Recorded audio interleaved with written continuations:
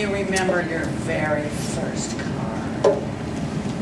Don't you sort of have that little moment of nostalgia when you think about it? My very first car was a 1965 pale blue Volkswagen Bug. I bought it for $200 and a bag of parts. I paid the guys that fixed the parts on the car a bag full of liquor. So I guess it technically cost me $200, a bag full of parts, and the liquor.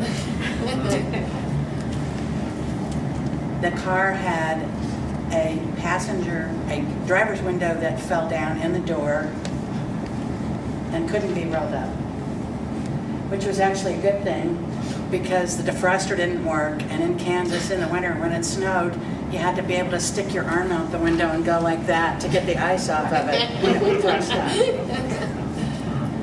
At one point, the battery ate a hole in the back seat on the floorboard and fell out in the street. So I got a board and I put it over the hole and put a new battery on it, put the seat back down and drove it.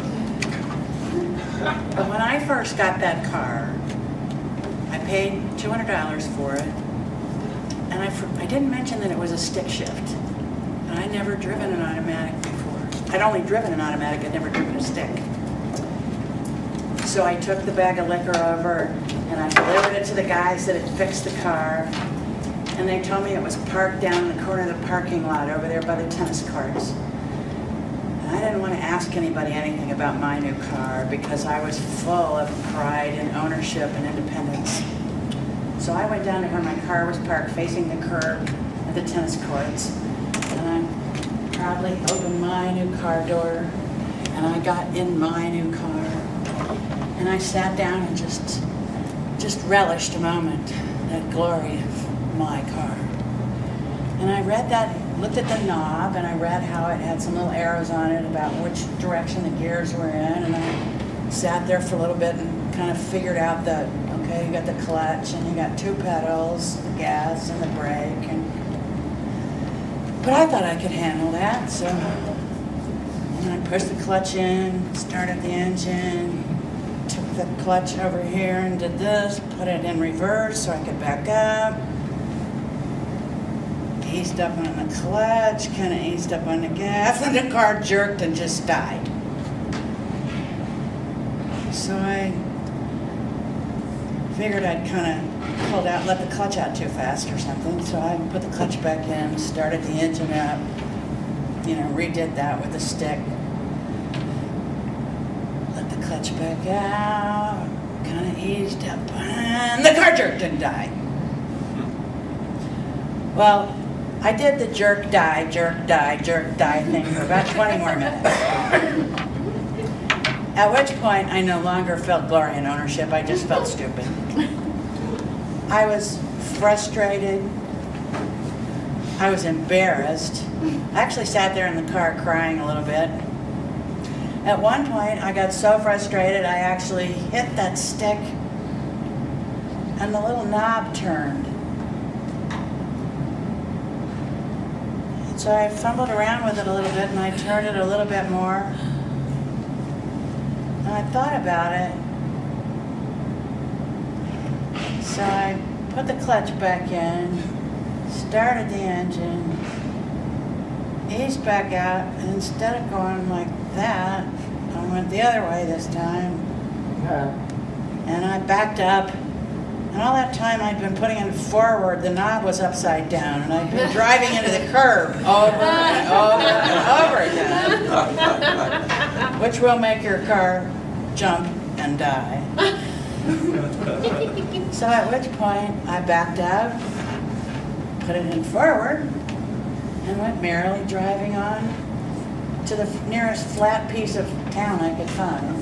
And I spent the next 25 minutes driving around every flat portion of town, because I also realized that it had taken me that long to get away from my car. I didn't know what to do if I had to stop on a hill. I don't know if you know anything about Lawrence, Kansas, but Lawrence, Kansas is full of hills. And they all have stop signs about every other block. And I realized that my dorm was at the top of one of the highest parts of town.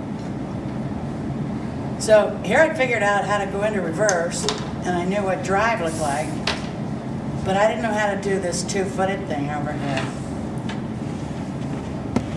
So I drove around on the flat parts of town, and I put the brakes on, and I would start up again, and I put it in neutral in between. And I drove every flat road I could find in town. And then I realized I didn't have any idea how to stop on a hill. So I pulled in over a flat part, and I called my roommate, and I said, somebody needs to come help me drive this car home because I can't get up the hill. So she took a bus over, and she came down and met me at the car, and she got in, and I said, no, you can't. I don't think you can tell me how to do this. Here, I'll get out. You go over here and drive. And she proceeded to drive me back to the dorm, where we sat in the driveway, and I practiced stopping on an incline about that big. It was probably about as steep as if you put two notebooks on top of each other.